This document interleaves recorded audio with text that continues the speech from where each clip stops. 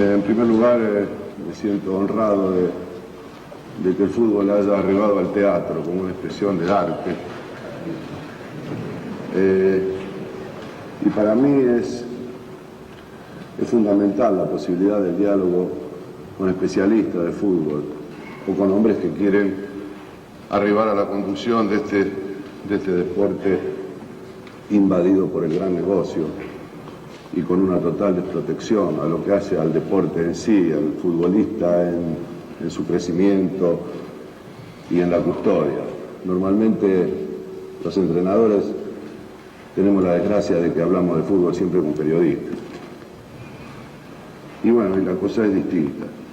Cuando se llega a ubicarse en este lugar, yo siempre digo que el fútbol no da para conferencias, porque de pronto lo que yo tengo ganas de decir no es lo que ustedes tienen ganas de escuchar. Es mucho más lindo el diálogo y el intercambio. Pero cuando venía para acá me preguntaban si llevaba algún apunte, ¿no? Si llevaba algo para... Y me cuestionaba a mi familia, así, ¿cómo vas a dar una charla y no llevas nada? Y digo que cuando se está de este lado, la iniciación de la charla tiene que decir, vamos a tratar de hablar de algo que a ustedes y a mí me interesan, y no como a veces escuchamos en los medios de comunicación que hablan como diciendo voy a hablar de algo de lo cual ustedes no saben nada. Entonces mi idea era, en primer lugar, intentar algunas reflexiones. Nosotros los hombres de fútbol, los que nacimos en una cancha, al menos a mí me pasa, me siento maltratado por la cantidad de mensajes de confusión a un público que pareciera que hasta está perdiendo el buen gusto o la memoria de lo que ha significado el fútbol argentino para nosotros. Es decir, el fútbol para este país ha sido un hecho cultural.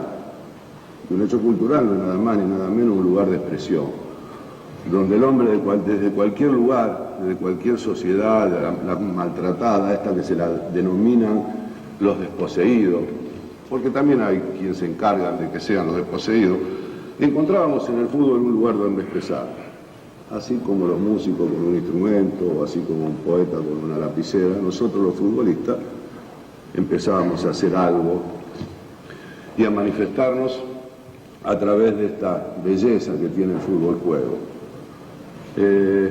Entonces yo pensaba, en primer lugar, charlar con ustedes, decir qué es un equipo, qué es un equipo de fútbol. A los efectos nada más de que este tipo de charlas sirve en la medida de lo que ustedes puedan llevarse, por lo menos lo que no deben hacer, por lo menos lo que no les sirva. Entonces yo sostengo que un equipo es antes que nada una idea, ¿no? Como una orquesta es una idea. Por eso los tangueros había a quien le gustaba D'Arienzo, a otro le gustaba Troilo. Un equipo de fútbol es una idea. Y además de una idea, es un compromiso.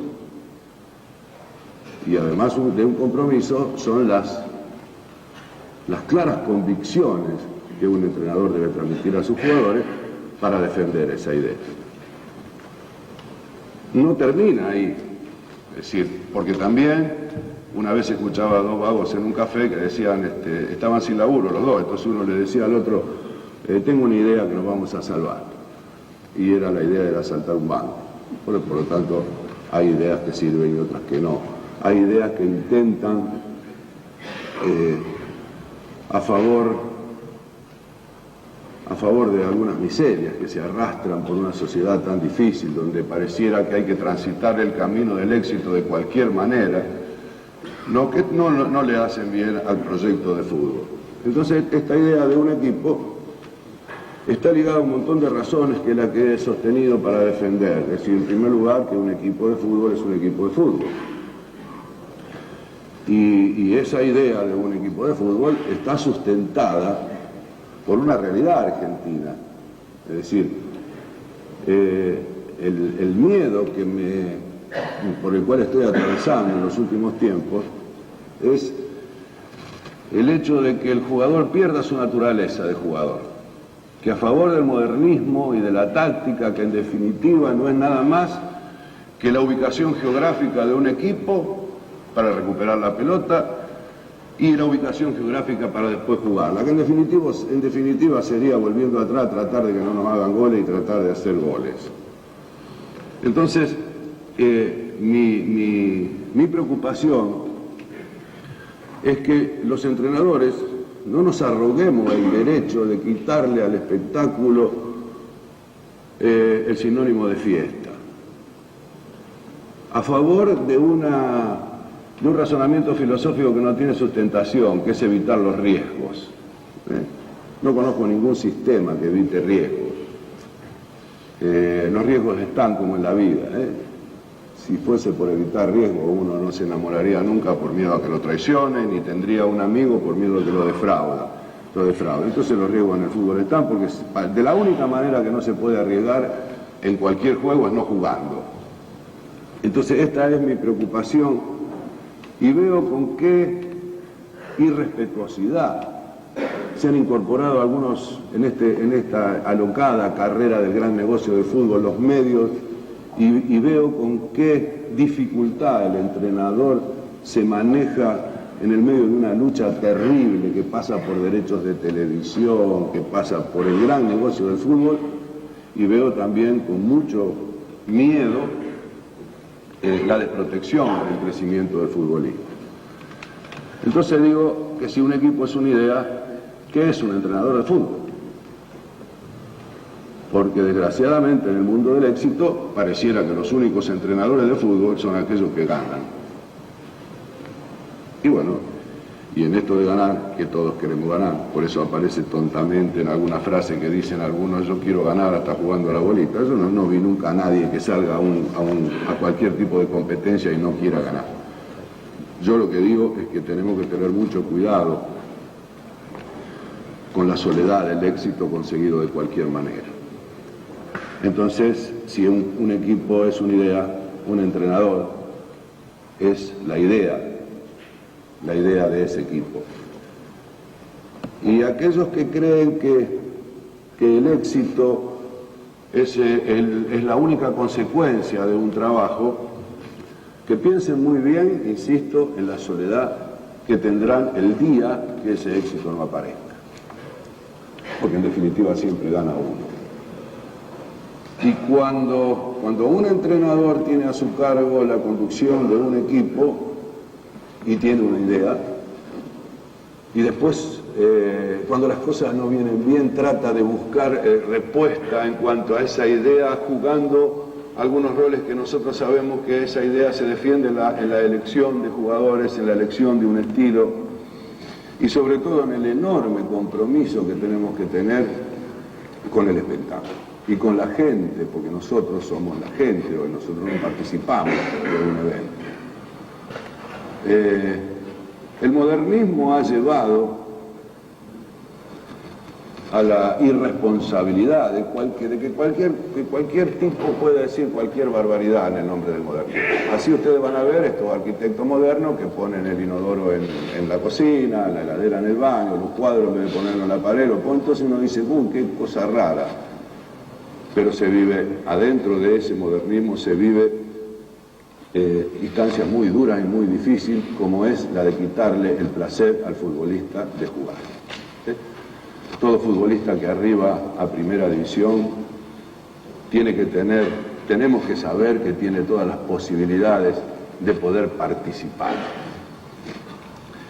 Esto no significa que el equipo está siempre ligado a los talentos, y esto también no significa que aquellos con menos talento siempre han sido generosos a favor de un equipo. Pero insisto, si no somos capaces de sostener una idea donde defienda la naturaleza del futbolista, si el futbolista no entiende y no aprende que el dinero nunca puede salpicar su naturaleza, si acá mañana se para Serrat o se para la Negra Sosa y canta, a nosotros no nos importa cuánto cobra, a nosotros no, lo que sí nos tiene que importar es que no nos traicione en su mensaje, que no nos mienta, que no nos engañe, cuando la diferencia está dada en los entrenadores, que están aquellos que cuando le dan la propuesta la meten en el bolsillo y dicen cuánto hay, como los actores, ¿no? Hay actores que meten el libreto en el bolsillo y dicen cuánta guita hay, Y hay otros actores que leen el libreto y dicen, esto yo no lo hago por ninguna plata. En esta carrera de crecimiento del entrenador hemos arribado a lugares donde realmente la soledad es espantosa. Y yo divido a los entrenadores entre los que dignifican la profesión y los otros. Entre los que dignifican la profesión podemos tener diferencias, discrepancias. Le puede gustar jugar con líbero, con stopper, al otro le puede jugar en zona. Pero lo que no debemos permitir de que esta idea de dignificar la profesión de entrenador sean avasallados por los hombres del gran negocio, por aquellos que están a la espera de vender con la derrota, de vender con el fracaso, de vender con el triunfo, de vender con todo lo que se pueda. Total, todo lo que vende sirve. Entonces sirve vender con la tragedia de la derrota, porque tampoco debería ser una tragedia, o subirse arriba del carro de los triunfadores para sostener que esa es la única verdad del fútbol. Y yo veo esa soledad, porque no hemos sido capaces de acompañar el crecimiento tecnológico de los medios, los entrenadores, para evitar esa soledad. Y cuando se habla de la asociación de entrenadores, yo tengo un profundo respeto por la asociación de entrenadores. Debo ser claro también, porque así como lo respeto muchísimo, también le exijo que luchemos, porque cuando digo que no acompañamos este proyecto tecnológico que el fútbol tiene, cuando uno dice una cosa en Marco Juárez, esa misma cosa a los 3 minutos sale en Roma. Y los entrenadores no hemos tenido la capacidad de agruparnos y defendernos. Y entonces, en esta confusión que vivimos, se desata una lucha despiadada por ocupar lugares. Y tenemos que soportar a veces la calumnia, la mentira de grupos monopólicos de poder que tienen su proyecto. Y entonces ahora cabería decir que los entrenadores están divididos en dos: los que están protegidos por esos grupos monopólicos y los otros. Y esto es muy triste y muy duro decirlo. Entonces mi idea de esto es, en definitiva, generar en ustedes mi deseo de que un entrenador de fútbol es mucho más que un hombre exitoso que gana una copa. Tiene enormes responsabilidades en la conducción y en la caracterización de lo que es un futbolista. Porque un futbolista tiene código, porque el fútbol es solidario, porque el fútbol, más allá de los razonamientos tácticos, tiene que tener un enorme compromiso en lograr una relación afectiva con la gente, que son los sostenedores. Y aquellos que dicen que lo único que importa es ganar, quiero advertirles también que siempre gana uno. Por lo tanto, en un campeonato de 30 hay 29 que se tienen que preguntar: ¿qué dejé yo en este club? ¿Qué cosa le aporté yo a mis jugadores? ¿Qué posibilidades de crecimiento yo di a mi futbolista? Entonces se plantean discusiones como si todos juegan de todos, si los laterales suben, si es 4-2-4, como si el fútbol se podría computarizar. Cuando digo que el fútbol es una idea y la orquesta es una idea, un director de orquesta tiene la facilidad de escribir música y el músico sube y toca solo, nadie lo empuja. Un jugador de fútbol, cuando un técnico tiene una idea, nace esa idea de la competencia. Entonces esa idea solamente puede estar respaldada si nosotros asumimos el compromiso de crecimiento del jugador por el conocimiento. Y el conocimiento nosotros estamos obligados a aprenderlo de la historia. Nadie se recibe de entrenador leyendo libros, como se puede recibir un tipo de abogado conociendo las leyes, o de medicina estudiando anatomía o fisiología, sin desconocer los aportes científicos y tecnológicos que nos facilitan ahora un montón de razones que en definitiva siguen siendo valor agregado. Como por ejemplo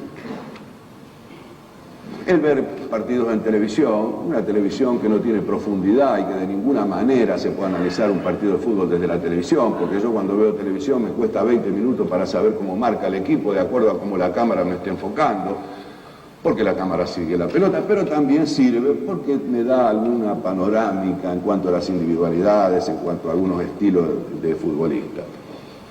La ciencia, que me produce estudios serios sobre fisiología, que me pueden aportar cosas, pero que también es un valor agregado. El fútbol es un juego y hay que saberlo jugar, y nosotros tenemos la obligación de enseñarle a jugar, porque saber jugar al fútbol no significa tener habilidad, no significa pegarle bien a la pelota, no significa tener fuerza, no significa ser veloz. Saber jugar al fútbol es justamente saber jugar. Y saber jugar al fútbol, yo conozco jugadores que sin tener un gran talento individual han sido extraordinarios jugadores de fútbol. Y conozco equipos como el AIA, que si uno analiza al AIA, no vamos a encontrar brillantez individual. No es un equipo de grandes talentos individuales en cuanto a respuestas, insisto, individuales de técnica y de tal. Son jugadores en su mayoría correctos, algunos muy buenos jugadores, pero es un equipo que sabe jugar y que sobre todo tiene talento colectivo y sobre todo tiene una idea sostenida con el tiempo y sobre todo tiene un compromiso terrible y denunciado permanentemente con su gente. Y no se olviden que la AIA o el fútbol holandés desapareció de muchos años de la competencia internacional. Entonces mi intención, porque acá hay jóvenes entrenadores de mucha experiencia, algunos que recién se inician, otros que dirigen jóvenes. No confundamos, por favor, que el conocimiento del fútbol pasa por razones tácticas o estratégicas. Esto es lo mismo que suponer que para cazar un ciervo lo importante es ponerse a 50 metros del ciervo. Y de pronto el tipo que tira a 50 metros no le pega, le erra al ciervo. Entonces lo primero que teníamos que saber es que este tipo no le pega al ciervo, por eso los razonamientos tácticos tienen, antes de empezar a hablar de esto, tenemos que hablar de nombres propios. Y como tenemos que hablar de nombres propios, es que yo le insisto a ustedes que entendamos que nuestra primera obligación es capacitar futbolistas para que sepan jugar al fútbol. Porque uno escucha el lateral es volante, y si yo, o líbero, y yo digo, si no me decís quién es, yo no sé cómo juega.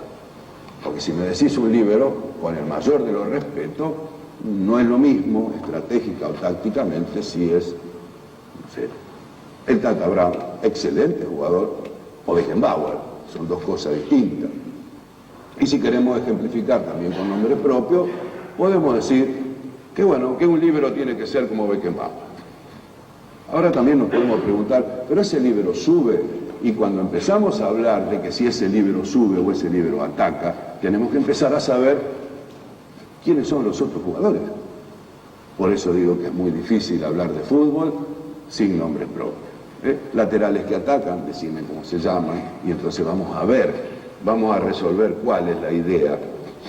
Pero hay cosas que son fundamentales y que nacen justamente de la preparación que el entrenador tiene que tener y donde denuncia su mayor o menor capacidad, que es en el crecimiento de las individualidades.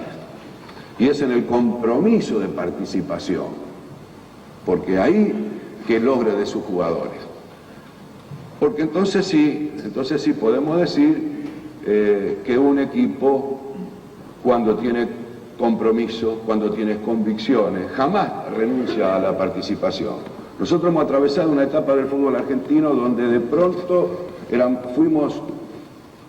todos queríamos jugar y nadie quería correr, ¿cierto? La mayoría, esto era una respuesta a la mayor, de pronto, ilusión que el futbolista tenía en jugar bien. Entonces, claro, teníamos un gran desequilibrio. Todo el mundo quería la pelotita, pero cuando había que buscar la pelotita, había 4 que se mataban, 2 que mirábamos, y me incluyo, y algunos otros que hacían lo que podían. Es decir, no eran ni de los que corrían mucho, ni de los que jugaban mucho. Pero de pronto pasamos al otro. Nos encontramos con un equipos terriblemente solidarios para recuperar la pelota. Los que sabían jugar se sacrificaban para recuperarla. Pero ¿qué pasaba? A favor del encierro que a veces la táctica da, cuando teníamos la pelota empezamos a ver que en un equipo son pocos los que quieren jugar. Y escuchamos por ahí un comentario de un periodista que dice, no sé, nombro cualquier equipo, San Lorenzo perdió el control de la pelota. Y claro, era un equipo que no quiere jugar.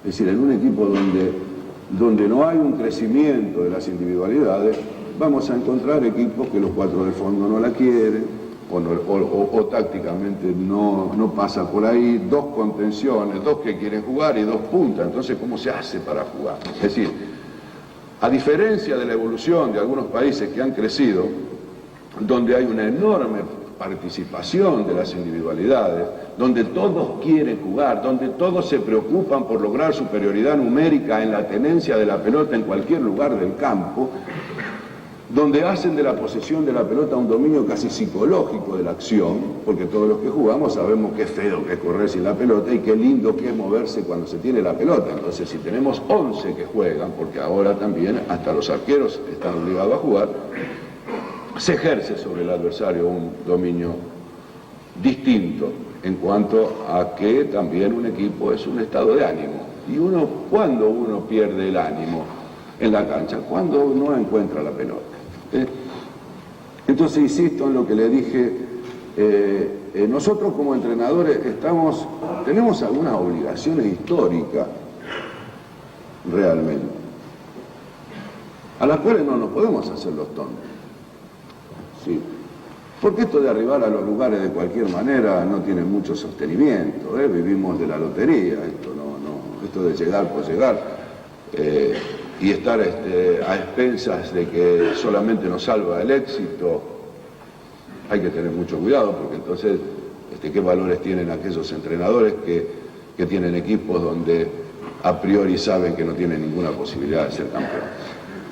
Entonces estos compromisos que nosotros tenemos tienen que partir desde un centro de unidad, es decir, desde un centro de unidad donde la labor del entrenador sea defendida, donde el entrenador no se vea obligado permanentemente a luchar contra un estado de sociedad donde solamente interesa el fútbol negocio.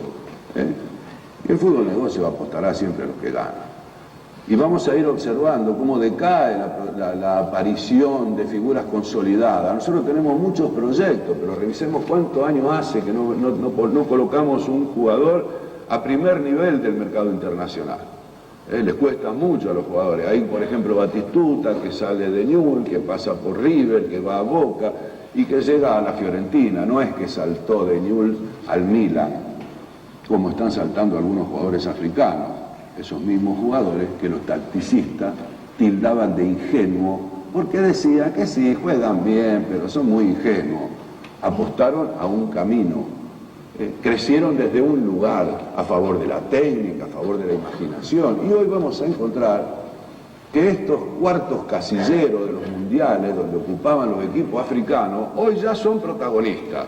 No llegarán a ser candidatos porque la historia no se hace en pocos años, pero ya son protagonistas del fútbol y estamos notando que invaden el fútbol europeo. Aquellos ingenuos que eligieron el camino de la técnica, del talento, de la imaginación, del perfeccionamiento de las individualidades, de la seguridad y el desenfado con que juegan a jugar. Esos ingenuos, que sí que era verdad que eran ingenuos, no tienen competencia internacional, les cuesta mucho jugar, juegan siempre entre ellos, pero aparecieron un montón de figuras que si hacemos alguna cuentita, vamos a ver que cada día más jugadores africanos están en el gran mundo del fútbol. Entonces la única intención que tengo en esta charla con ustedes es que cuando hablé de que un equipo de fútbol era una idea, no busquen después justificativos cuando se trata de evitar riesgo diciendo que no cuento con los jugadores necesarios, porque siempre en un plantel de jugadores uno define la idea más allá de los jugadores que cuentan. Yo no creo que un entrenador que ha sostenido siempre una idea, porque mañana arribe a un lugar donde hay grandes jugadores, modifique la idea. Porque si no, vamos a tomar un ejemplo. Trapattoni jugó de una manera toda su vida y le tocó dirigir la Juve, y pudo comprar 20 jugadores. Y siempre compró jugadores de acuerdo a la idea que tenía. Entonces, cuidado con las mentiras. Cuidado con esto de acomodarse a decir, yo no puedo jugar porque yo no tengo los jugadores que tiene, qué sé yo, el Real Madrid. Porque no es verdad, porque después cuando van al Real Madrid sostienen, y yo no digo ni que esté mal ni que esté bien, pero vamos a tratar de sincerarnos y de definir que el fútbol argentino está careciendo de posibilidades de sostener como idea la defensa de la naturaleza del futbolista. No hay nada más engañoso que sacarlo de su hábitat al futbolista. Es decir, parto de la premisa de que el fútbol es eficacia. Yo juego para ganar, tanto o más como cualquier otro egoísta que piense que va a ganar de otra manera. Yo quiero ganar el partido, pero no me rindo ante de que solamente se gana a favor de un razonamiento táctico, sino creo que no está desligada la eficacia de la belleza. Porque si no vamos a hacer un repaso de la historia del fútbol y este empirismo con lo cual quieren rodear a este fútbol argentino de los últimos tiempos, quedará fácilmente demostrado de que en definitiva nuestro fútbol ha sido siempre eficacia y belleza. Y la belleza no como un adorno, no es la belleza del adorno, porque además esa belleza y esa eficacia es la convocante, porque los equipos se recuerdan por ese tipo de jugadores. Yo quisiera saber que me digan cómo formaba River en la época de la máquina, y estoy seguro que no habrá ninguno de ustedes que no sepan que jugaba Muñoz, Moreno, Pedernera, Labrón y Lutó. Quisiera saber que me digan quién eran los otros, a pesar de que los otros aportaron un enorme sacrificio y que ese sacrificio realmente emociona, pero lo que sensibiliza al hombre no es el esfuerzo, es el talento. Y son dos cosas distintas. Sentirse emocionado, yo me siento emocionado viendo un hachero en el Chaco achando un árbol. Y lo respeto y lo quiero y me emociona. Pero cuando escucho el bandoneón de Troilo, no es una emoción, toca mi sensibilidad. O cuando leo un poema de Homero Manzi. Entonces tengamos cuidado, no nos dejemos arrastrar por este modernismo que no tiene sustentación, que no es verdad. Hay una frase famosa de Adolfo Pedernera, un día que nosotros comiendo en un bar ahora de grande, Adolfo, yo le pregunté, Adolfo nunca quiere hablar del fútbol de antes y del fútbol de ahora, ¿por qué no me dice algo? Porque yo tengo mis dudas también, porque yo la década del 40 no la vi, si la conozco por mi viejo, la conozco por mis parientes mayores. Y me dijo, es difícil, pero lo único que te puedo decir es que todo lo que yo veo ya lo vi, y lo que veía ahora no lo estoy viendo.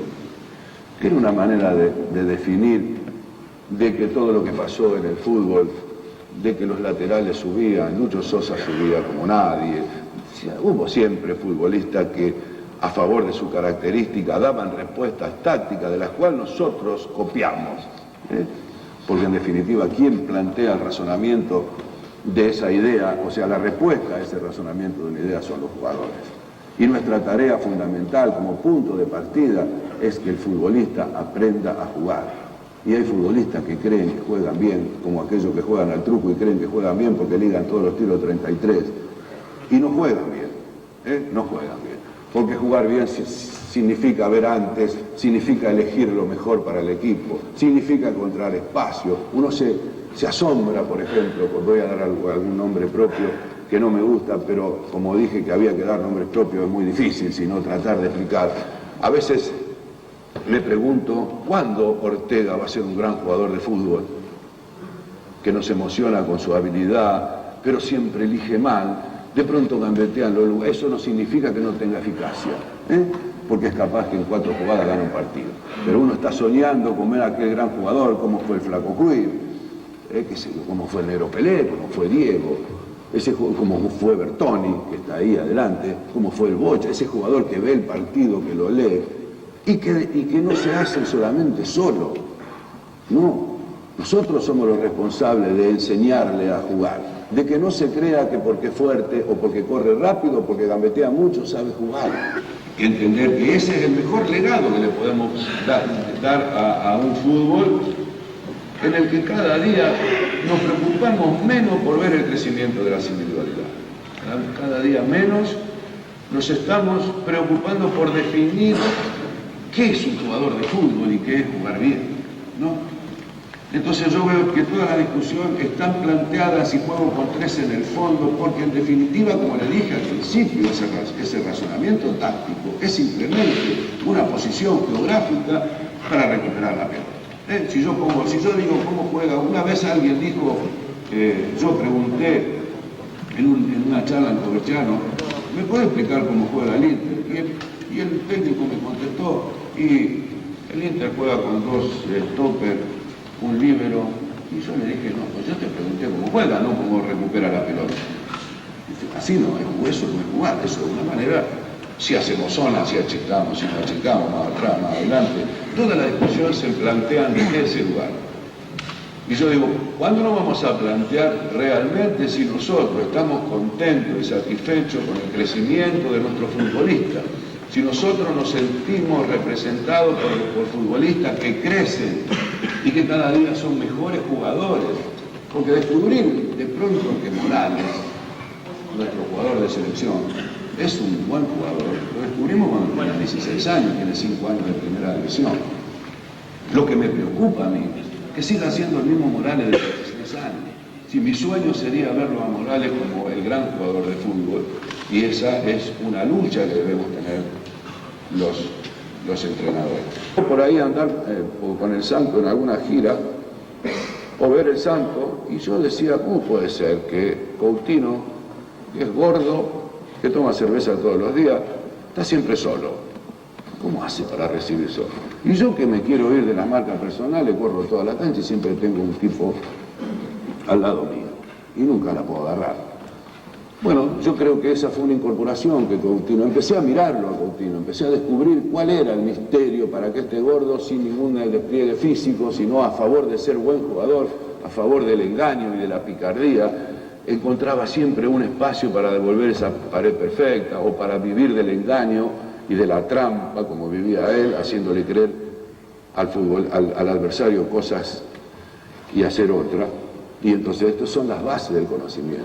Cualquier jugador de fútbol nos puede enseñar cosas para que nosotros incorporemos a nuestro archivo de conocimiento y después poder pasarla a nuevas generaciones. Me acuerdo también alguna vez de Ramos Delgado, que estaba en el Santos ya casi sus últimos años de carrera, de su brillante carrera, y él solito inventó una manera de achicar dentro de la cancha. En aquella época Brasil fue una década brillante, la del 60 al 70, donde los equipos eran terribles. Y el negro con su picardía, esa que nació de los barrios, de Lanús, eso, con 4 pasitos adelante le armaba cada lío bárbaro, ¿no? Por eso digo que son los futbolistas en definitiva los que han ido, o los que nos van dando en este archivo y en esta biblioteca que tenemos los entrenadores, un montón de cosas que nos sirven para aplicarlas, no las vamos a ir a buscar en los libros. Pero para eso tenemos que tener un concepto claro de nuestra profesión. Claro que queremos ser campeones. ¿Quién no quiere ganar un campeonato? Estas estupideces, esto de discutir si ganar o jugar bien, esto es una metodología cruel plantear esa discusión. Esto es lo mismo que si mañana mi hijo estudia medicina y yo le pregunto, ¿a vos qué te gusta más? ¿Estudiar, ser el mejor médico o ganar guita? Es cruel, es muy cruel y está mal planteada. Y a veces está planteada de esta manera en sostenimiento de algunos buenos resultados y en contra de otra idea que quizás no pertenezca a ningún monopolio del fútbol argentino. Entonces, cuando se plantea esta idea, nosotros tenemos que tener claro convencimientos, convicciones serias de que que no es verdad de jugar bien o ganar, porque la IA juega bien y gana, porque hay muchísimos equipos han ganado jugando muy bien y otros también han ganado. Entonces, descalificar la eficacia y la belleza a favor del éxito Es muy cruel, sería tan cruel como que yo descalificara cualquier otro tipo de sistema que no está ligado a mis gustos, diciendo que de esa manera no se puede ganar. Es mentira, se puede ganar. Se puede comer milanesa con dignidad y se puede comer caviar con dignidad y se puede comer un sándwich de mortadela con dignidad. El tema pasa por qué dejamos cuando el éxito no nos acompaña y cuál es nuestra función. Y de qué manera somos capaces de ser solidarios entre nosotros y defendernos, y de qué manera vamos a proyectar una idea que defienda el crecimiento y la custodia de los futbolistas, de qué manera lo podemos ayudar a que crezcan con mayor conocimiento y que además no existen futbolistas, son hombres que juegan al fútbol. Por eso nuestro compromiso, no nos podemos arrogar el derecho de negarle el juego a un futbolista a favor del resultado. Esto sería, no sé, como impedirle creatividad a Piazzolla con el bandoneón, porque se tiene que meter dentro de lo que es el mercenario que va a favor de la guita, como si de esa manera se garantizara el éxito, y eso no es así y no es verdad. Así de que bueno, yo llevo muchísimos años en el fútbol, he cometido grandísimos errores, habré dicho cosas que no correspondían. Tengo la suerte de que mi único patrimonio en el fútbol pasa por mis futbolistas, los que pasaron por mis manos. Ellos podrán decir que jamás en mi vida negué el juego, que jamás pensé en no dejar jugar al adversario, traté de hacérsela difícil, pero siempre pensé que teníamos que ganar porque jugábamos mejor que ellos. Y ese es el patrimonio y esta es la seguridad de mis convicciones, que acepta cualquier discusión desde el respeto y no acepto la descalificación o esta manera de querer separar eficacia y belleza.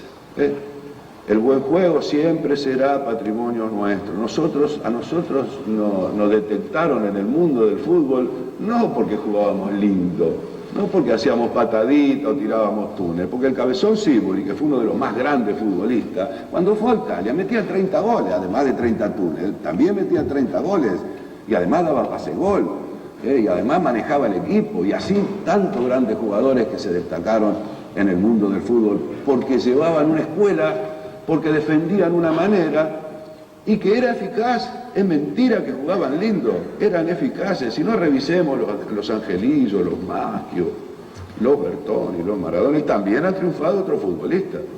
Por eso yo no descalifico a aquellos que suponen de que el principio del fútbol es establecer geográficamente dentro del campo del juego y a favor del sacrificio de algunas individualidades la teoría de que el adversario no tiene que jugar. Y después yo, si puedo, juego. No lo descalifico, es una idea. Lo que no quiero es que me mientan, lo que no quiero es que me digan que no es esa la idea, que la idea es hacer eso y además jugar bien, porque eso ya es un poco más difícil, pero de ninguna manera lo descalifico en la eficacia. Yo digo que se puede ganar, algunos ejemplos hay, son menos, pero hay algunos ejemplos de que se puede ganar. Lo que no podemos hacer, insisto, es arrogarnos el derecho del sacrificio de un futbolista donde le negamos la posibilidad de jugar. El futbolista tiene que jugar, porque puede jugar, porque si no, no llega a primera división. Esto no quiere decir que confundamos de que todos son iguales o que todos pueden jugar igual. Pero cuando hay una idea y se sostiene con convicciones claras, no podemos arrogarnos el derecho de negar el espectáculo, de negar la posibilidad de que el futbolista se desarrolle y crezca, porque un futbolista tiene obligaciones y posibilidades. Las obligaciones son creativas, no son obligaciones donde terminan nada más con esas obligaciones. Y después está el valor del técnico y del futbolista para que, cumpliendo las obligaciones de un orden creativo, desarrolle sus posibilidades. Esas posibilidades se desarrollan a favor de las posibilidades de él, de las del técnico y además de las pelotas que el técnico tenga para reforzársela y para bancársela, porque si lo mandamos, si le avalamos sus posibilidades, no vaya a ser que ante el error le quitemos las posibilidades y le hagamos sentir que primero están las obligaciones, antes que nada, porque si no va a ser muy difícil que el futbolista crezca. Por eso lo han calificado a los futbolistas: no, este no puede atacar, este no puede jugar, este está para marcar. Mentira, mentira. Ningún jugador que llega a primera división y lo que hemos jugado lo han engañado y a veces ellos se han prestado a un servicio más cómodo diciendo yo cumplo con esto. Pero es mentira, ningún jugador llega a primera división y no puede participar de la circulación y de la tenencia de la pelota. Ahora después sí, eso después están los creadores, los definidores, ¿no? Pero ningún futbolista puede dejar de participar en la zona de distracción que tiene un equipo. Por eso uno ve que llega un hombre por afuera, llega a tirar un centro y todos están en el arco, porque nadie va a decirle, no tire el centro, no tire, por favor, vamos a seguir de nuevo, vamos a empezar de nuevo, porque en definitiva, si tiramos un centro para todos, estamos dándole posibilidad del azar. Si seguimos jugando vamos a encontrar los lugares, no es siempre centro, pero a veces uno ve que la falta de participación que el equipo tiene, por esa negación que algunos futbolistas le han impuesto, porque estás para marcar, porque vos no podés subir, porque lo tuyo es ahí, es limitado, han hecho de que el futbolista se acomoda y hasta el final termina creyendo que no puede. Entonces vemos futbolistas que caen en la grosería de tirar la pelota afuera, pero no como una necesidad, sino como una demostración, con violencia y lejos, como diciendo, yo hablo, como mostrando que eso es un grado de personalidad. Porque no hace falta tan groseramente, es más lindo de tocarla afuera como diciendo vamos a empezar de nuevo. Es decir, se ha hecho también una confusión en cuanto a esta posibilidad de emulación que hay sobre los deportistas de élite. Yo veo a los pibes creciendo, no saben cómo tienen que jugar porque escuchan a un imbécil en televisión, un idiota que si lo disfrazamos de jugador de fútbol, no si le damos una pelota, si le ponemos un pantalón corto, unos botines y una camiseta y lo paseamos en una cancha, se ríe toda la cancha de lo payasesco que es. Bueno, y se atreve a decir, bajemos las cortinas, esto se acabó. Entonces los jugadores, tirala afuera, no arriesgues tanto, ¿a dónde querés llegar? Comprometese de todos estos mensajes de confusión, porque no tienen ni la sensibilidad, ni el buen gusto, ni la capacidad del conocimiento del juego. Porque arriban a esos lugares y no saben un carajo.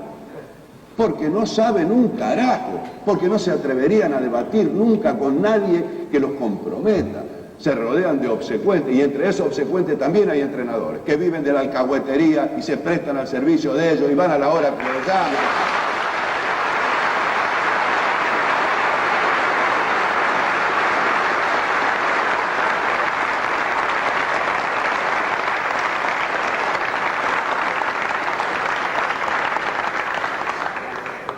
Y futbolistas cagones también, pobrecitos porque están solos y tienen miedo de decir la verdad. Y dirigentes corruptos que para nombrar a un entrenador empiezan a hacer un chequeo en los medios, a ver de qué manera no lo van a atacar mucho, porque van a poner uno de ellos. Y entonces si yo pongo este tipo que yo creo que sería el indicado, voy a tener problemas, porque se me va a tirar fulano, sultano, perengano, y como este monopolio maneja casi el 80% de los medios de comunicación, claro, el presidente, que es un cagón también, y además se arriesga a lo mismo de siempre, porque después si pierde 5 o 6 partidos, bueno, los créditos de ellos son distintos, ¿no? Por ahí ellos pueden perder 10 partidos, otro entrenador al tercer partido ya, estos mequetrefes, sin vergüenza lo están cuestionando, porque no pertenecen al clan. Entonces lo cuestionan al tercer partido, y otros tienen piedra libre para estar 16 partidos sin ganar, y que me parece bien, y que yo no estoy contra ese entrenador, al contrario. Yo lo que quiero es que ese entrenador también participe de la lucha y defienda a sus colegas cuando al tercer partido lo están cuestionando, como pasó con el entrenador de Independiente. Más allá de las diferencias que se puedan discutir, al tercer partido ya estaba bombardeado. Entonces, esto es lo que quiero dejar como cierre, y yo sé que llegué a una hora donde ya están bastante podridos de escuchar tantas cosas, porque se hace largo esto. Quiero dejar como una idea simplemente, es que partamos de que lo nuestro es serio. Nosotros no somos cualquier cosa, nosotros tenemos la posibilidad de convivir con jóvenes que están creciendo, que arriban a lugares con la soledad del éxito y que terminan, como en algunas épocas algunos terminaban en el alcohol, hoy terminan en la confusión de no saber para quién juegan, por qué juegan, para quién viven. Estas son las cosas que nosotros tenemos que tener en claro, que los jugadores no son jugadores de fútbol, son hombres que juegan al fútbol y que tenemos que adquirir el mayor de los conocimientos para ayudarlos a ser buenos jugadores y mejores tipos. Porque les guste o no, directa o indirectamente, uno en cualquier actividad plantea un estilo de vida o una sociedad en la cual le gustaría vivir. Muchas gracias.